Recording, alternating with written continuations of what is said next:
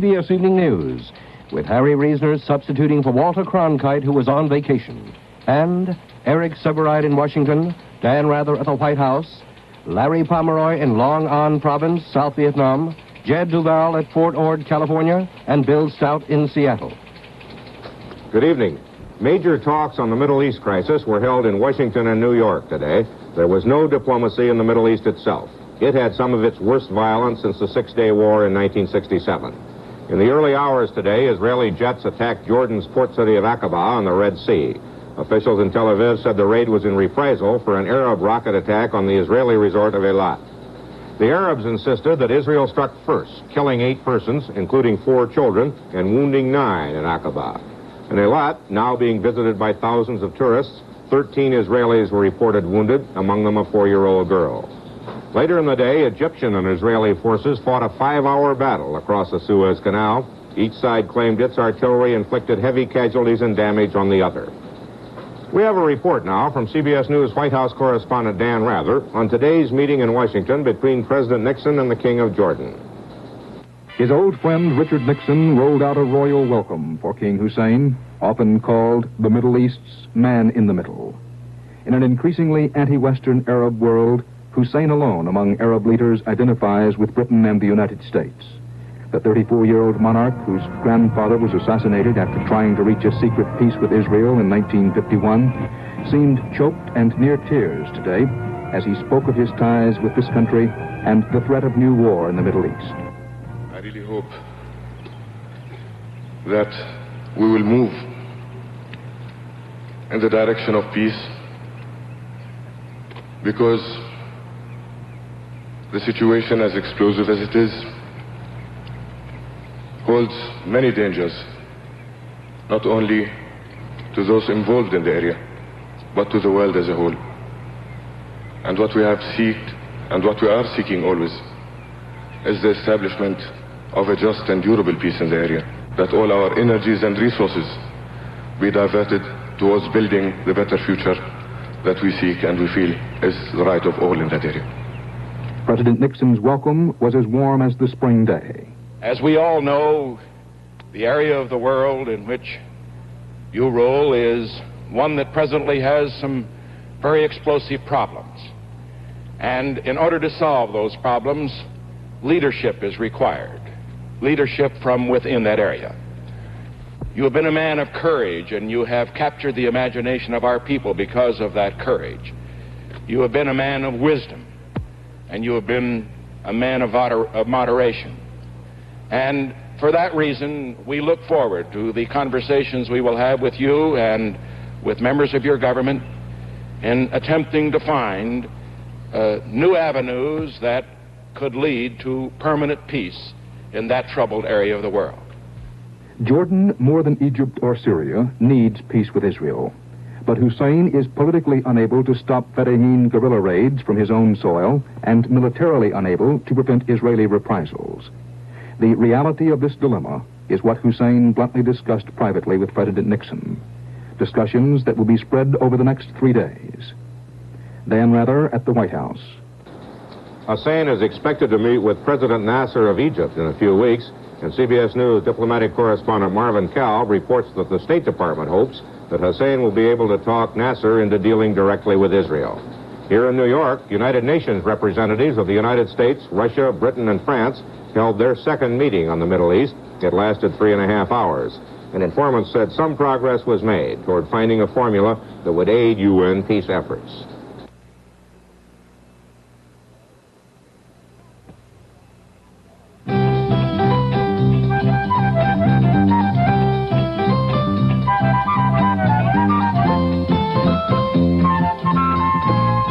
You know what's nice about the new cars?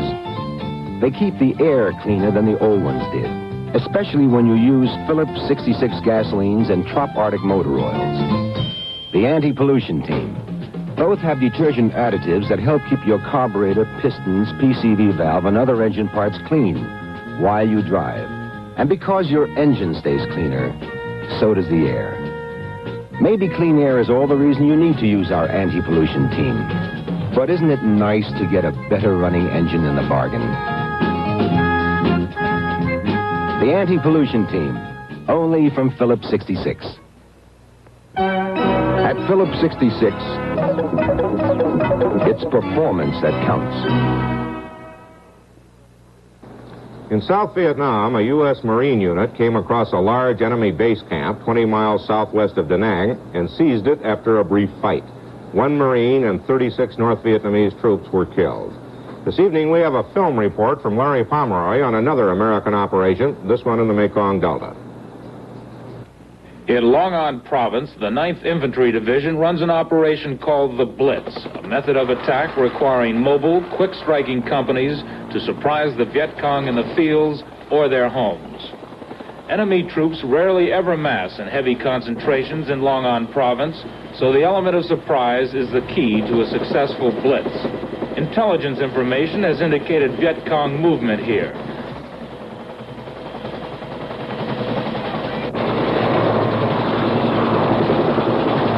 Force has been called upon to demolish the enemy's bunkers. The first run brings napalm.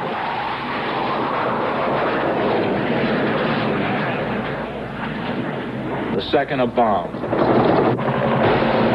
And then the pattern is repeated, on the assumption that if the enemy isn't burned out of his positions, he'll certainly be ground up by the bomb's shrapnel.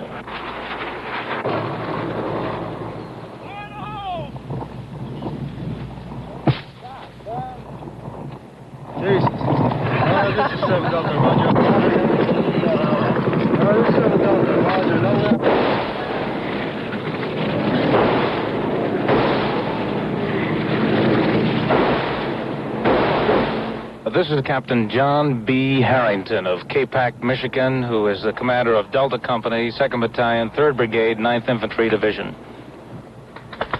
Jesus Christ. What's happened, Captain? My people moving into the wood line have made contact, and that was a few rounds came whistling over our heads.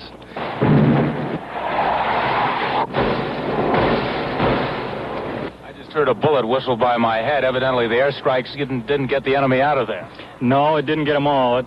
They get in those bunkers, which are pretty deep. Look out, Boom Boom. Can we cut this for a minute? I want to get on the radio. Bell off, Grover. That sounded like a blasted AK round coming over our head. Now Delta Company faces the task of sweeping the area, knowing after a long day of watching virtually every significant weapon triggered in the Vietnam arsenal that the Viet Cong and North Vietnamese are still out there. Larry Pomeroy, CBS News, Long An Province. The enemy's shelling offensive against South Vietnamese population centers and allied bases is in its 45th day. The latest targets included Saigon's northern suburbs. 5 rockets fell there, wounding 4 persons.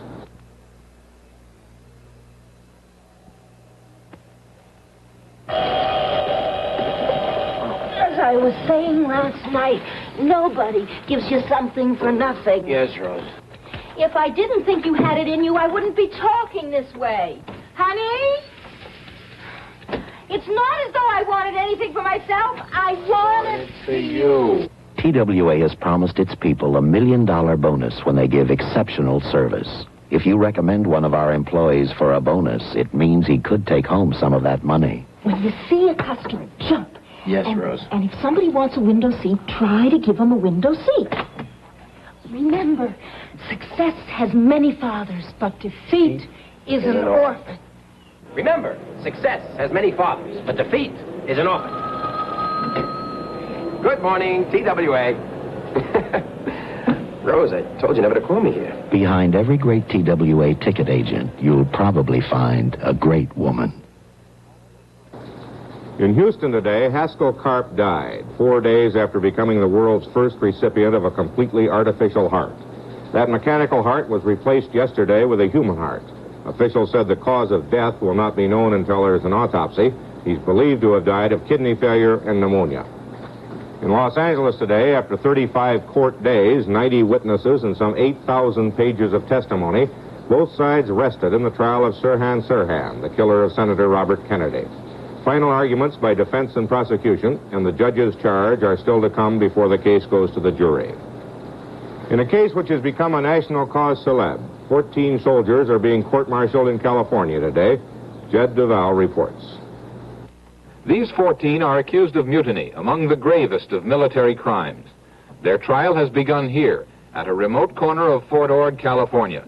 It is more than 100 miles south of San Francisco, where the alleged crime took place. To the Army, these men are mutineers. Their defense attorney, Terrence Hallinan, has a different view. They know that we're going to prove not just that these young men should not be charged with mutiny, not just that they shouldn't receive 16-year sentences or 4-year sentences or 6-month sentences, but that they should receive some kind of medals of heroism for heroism and courage beyond and above the call of duty. The mutiny the men are accused of took place last October when they staged a sit-down demonstration in the yard of the Presidio Stockade at San Francisco. They sang "We Shall Overcome" and presented a list of grievances protesting alleged brutality by guards at the stockade. Brutality so severe, they charge, that many prisoners had attempted suicide. The protest had been triggered by the killing of one young prisoner, Private Richard Bunch, who had walked away from a work detail and dared the guard to shoot him. The MP fired a shotgun into the back of the boy's head. 27 protesters heard a legal warning that they'd be arrested and charged with mutiny if they did not move. They sat still and were led or carried away. The killing of Richard Bunch precipitated the human protest of 27 GIs. The Army would now like to destroy the lives of those 27. At an Easter Sunday rally in San Francisco, thousands turned out to protest both the mutiny trials and the Vietnam War. Among the speakers, the mother of Private Bunch. The Army might say shooting someone in the back is justifiable homicide. To me, regardless of what they say, I consider it murder. The crowds are protesting not only the fact of the mutiny trials, but also the severity of sentences. A few of the 27 have already been tried. The first was sentenced to 15 years for the sit-down, but the Army's highest legal authority in Washington later reduced that sentence to 2 years. Heavy sentences have been imposed in other cases. Reduction is expected in those too. But this trial at Fort Ord is the largest of the mutiny trials. The 14 defendants hope to make extensive use of psychiatric testimony, suggesting that brutal conditions at the stockade led inevitably to protest. Defense attorney Hallinan has argued that Private Bunch, by walking away from a guard and daring him to shoot, was really committing suicide because he couldn't take the stockade anymore. It wasn't the guard who killed Richard Bunch. It was Captain Lamont, and it was Sergeant Woodring, and it was the officials in the San Francisco Presidio Stockade who, by their brutality and their neglect and their cruelty, drove young Richard Bunch at the age of 19 to his death. And that's the issue that's involved in this case. To the military authorities, who refuse to discuss the case publicly, there obviously are other issues involved. Most paramount is military discipline. The question is whether peaceful protest, even in violation of orders, demands a charge as severe as mutiny. One thing was clear as the 14 defendants left the court yesterday: the spirit of protest remained very much alive. Jed Duval, CBS News, Fort Ord, California. After yesterday's sharp decline, Dow Jones Industrials climbed today on the New York Stock Exchange. Volume was 9,400,000 shares. The New York Exchange Index rose 12 cents. The American Exchange Index was up 3 cents.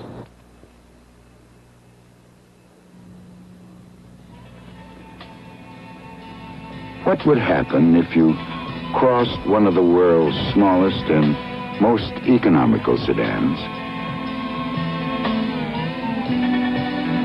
with one of the world's largest station wagons?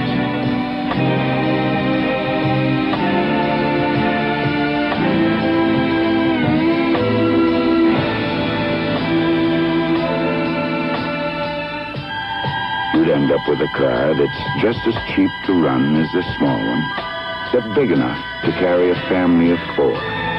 More luggage than any other sedan you can buy.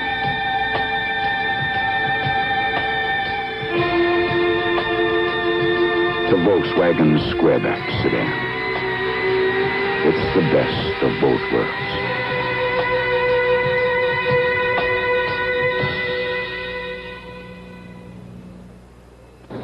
CBS News has learned that Clifford Alexander, a Democratic holdover, plans to resign from the Equal Employment Opportunities Commission. The announcement may come at a news conference tomorrow.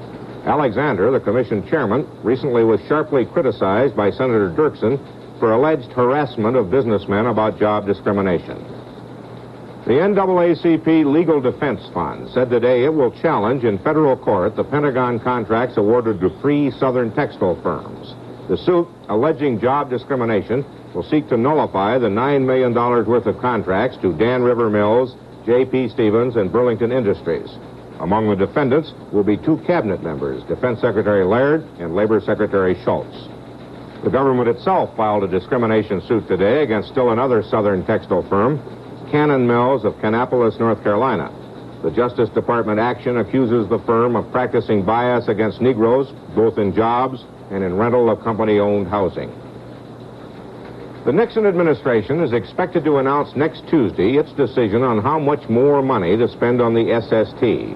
That's the supersonic transport plane. Theoretically, it will fly faster than any other passenger plane. So far, all it has done is to cost the government a lot of money. Here is Bill Stout with the first of 2 reports. Impressive as it is, the picture on this building here at Boeing is symptomatic of the troubles throughout the SST program. It's a picture of the design that won Boeing the contract, but didn't work. At this stage, the federal government is paying 90% of the cost of the SST, so it cost the government $500 million to pick the wrong airplane. A staff of hundreds of federal experts concluded that this swing-wing design was the one to put the United States in the supersonic passenger business. They were wrong. Boeing, after getting the contract, had to admit it could not build a satisfactory swing-wing airplane. This is the Lockheed design that lost the SST competition. And now, forced to abandon the swing wing, Boeing wants to move ahead with this model, a fixed-wing design with some resemblance to the losing Lockheed entry. All this has raised the question of whether we're really ready to build an airplane that will carry 300 people at nearly 3 times the speed of sound, 1,800 miles an hour. Bob Withington, head of the SST project for Boeing, admits to a lot of problems, but argues there is only one way to attack them. The design that we have now, we feel that has got a lot of support technically to it, and that we're now in the position where the only way that we can really determine where we are is to go ahead and build a couple of airplanes and see really where we stand. But even as hundreds of Boeing designers struggle with the tremendous task of SST construction, there still is the question of whether the government will approve the money for a prototype this year. Critics of the program argue that more research is needed. Boeing admits there is no solution in sight for the sonic boom, and aside from the boom, engines on the present model would be far too noisy, well above the level set at major airports. And there is the problem of weight. Excessive weight led to the failure of the swing-wing design, and now Boeing engineers are paring their design by pounds and even ounces. Well, have you established what distance you need from here to here? Yeah, I can. The minimum distance which we want from that sender there to a bulkhead is 7 inches. Much of the pressure to hurry along with the SST prototype comes from the fact the French-British Concorde already is at the test flight stage. But those who want to slack off with the American SST point out that the Concorde is much smaller and slower than the projected Boeing plane and with less range. Also, the Federal Aviation Agency already has hinted that the Concorde may be too noisy to land at U.S. airports. Still, those who push the SST point to the Concorde as a threat to American trade. The thing that's really at issue here is whether the United States wants to enter the race for the supersonic transport. The Russians and the British have already entered. They have airplanes flying. Now, they're going to learn a lot from those airplanes, which will allow them to go on to build what we feel a successful supersonic transport. And so we have to decide as a country whether or not we want to let them go free and get that market. Carl Rupenthal, a major airline pilot for 26 years, now director of transportation studies at Stanford. I think that there is a little tendency here to be scared because the Concorde may actually fly and because the Russians have put a supersonic plane into the air. But as regards the Concorde, everybody knows that this thing was developed as a sort of a WPA to support an ailing aircraft industry in England and France. The airplane, as far as being competition, is really a dud. Professor William Baxter of Stanford did an economic and legal study of SST problems for the Federal Aviation Agency, a study the FAA so far has chosen not to release. But if the plane can't be flown and pay its own costs, then it's not a market one ought to want to have. And frankly, if the Russians and the English and the French want to squander billions of dollars of their national assets providing a plane that is not economically viable except with heavy government subsidies, well then more power to them. But I see no argument whatsoever for our engaging in a parallel folly. Boeing already has the giant factory complex where it hopes to build the first SST, but with the government paying 90% of the cost, the people here are nervous about what's going on in Washington. The argument there is about the huge federal subsidy for Boeing, about the boom, and about the SST's chances for economic success. That story in our next report. Bill Stout, CBS News, Seattle. President Nixon today made $9 million in federal funds immediately available to clean up and repair riot damage in 20 American cities. The president, who recently was shocked by the year-old damage still evident just 30 blocks from the White House, also ordered up a speed-up of other urban programs. In his words, there can be no more searing symbol of governmental inability to act than those rubble-strewn lots and the desolate, decaying buildings. The Public Health Service said today that a survey of color television sets in use on Long Island demonstrates a need for more action to eliminate radiation hazards. 20% of the 5,000 color sets studied exceeded the recommended radiation level. A radiation safety authority told CBS News that danger from most of these is negligible. However, the radiation from 39 sets was regarded as serious, in 12 instances actually exceeding the standards for workers in radiation industries. In the survey, the radiation was measured 2 inches from the set, and it fell off sharply as the distance was increased. The safety authority said children should be kept at least 6 feet away while watching color television, and there will be very little to worry about. In their 7 years of existence, a baseball team called the New York Mets had never won an opening game. This year, baseball expanded its number of teams, some said to remedy that situation. Today, the Mets played the brand-new Montreal Expos. In spite of a thrilling ninth-inning rally, the Mets lost 11-10. The world, it is the old world yet.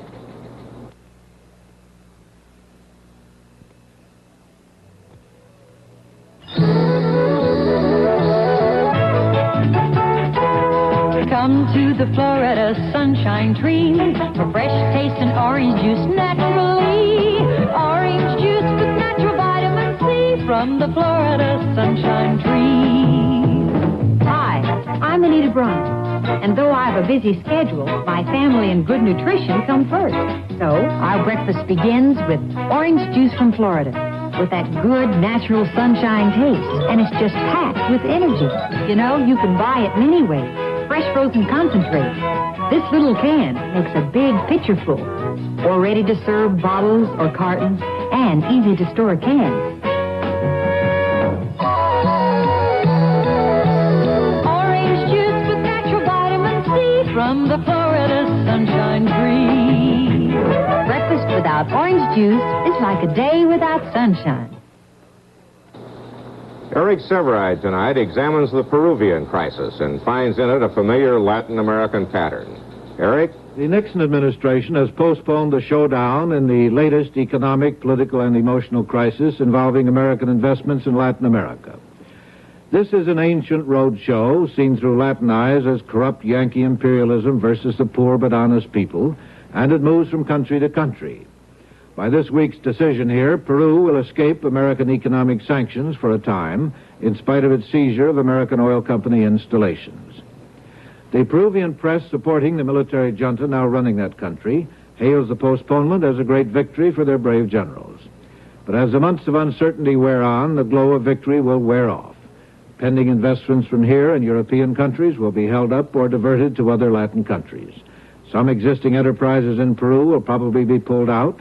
Her credit rating and currency reserves will weaken, and the general decline of the Peruvian economy under military rule will get worse.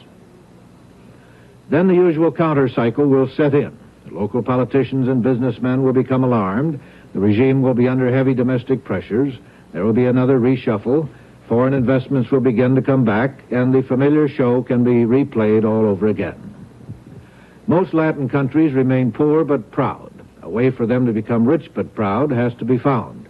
But it's a long way off, and very few of the paths to that happy day involve the outright seizure of foreign investments. Oil and minerals that remain in the ground enrich nobody, and foreign developers in Peru did not break in there gun in hand. For every foreigner who wanted to make a buck by buying in, there was at least one Peruvian who wanted to make a buck by selling out. Peru is a sovereign state. It writes and enforces its own laws. If, as they claim, the oil firm in question has been violating their laws for 20 years, there must be something very wrong with Peruvian respect for their own laws. There are many ways through tax laws and shareholding laws to prevent any foreign investment from getting out of domestic control, to make it a contributor to local wealth, not an exploiter. There's even the Mexican way, expropriation but with reasonable compensation, along with development of their own competent local management. But Peruvians seem to like quick results. After all, they arbitrarily extended their offshore fishing jurisdiction 200 miles out to sea. This increased their territorial sovereignty by more than 50%. One of the neatest, quickest forms of imperialist expansion anybody has thought of yet. Harry? A Moscow newspaper today complained that Soviet citizens stationed in New York are getting robbed a lot. American citizens living in New York are getting robbed a lot too, of course, but the Moscow paper says it looks like some kind of center is helping the people victimizing the Russians, giving them apartment master keys, spotting times when they would be away, and so on. One study of the Soviet statistics indicated crimes of burglary, mugging, and petty theft against the Soviet nationals are up about 20%, as against a 17% rise in these crimes against other New York residents. One New Yorker who has been burglarized twice and isn't even a communist recalled what former President Harry Truman used to say: if you can't stand the heat, get out of the kitchen. That's the news. This is Harry Reasoner for Walter Cronkite. Good night.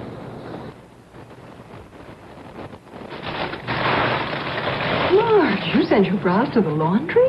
Why not? They're Playtex living bras. Yes. In commercial laundry tests, Playtex living bras were washed under the toughest conditions in industrial detergent and bleach. Even after 50 machine washings, side stretch this way, every way, still stretches like new. Do they still fit? Perfectly. So comfortable, too. For the perfect fit you can't wash out, Playtex living bra.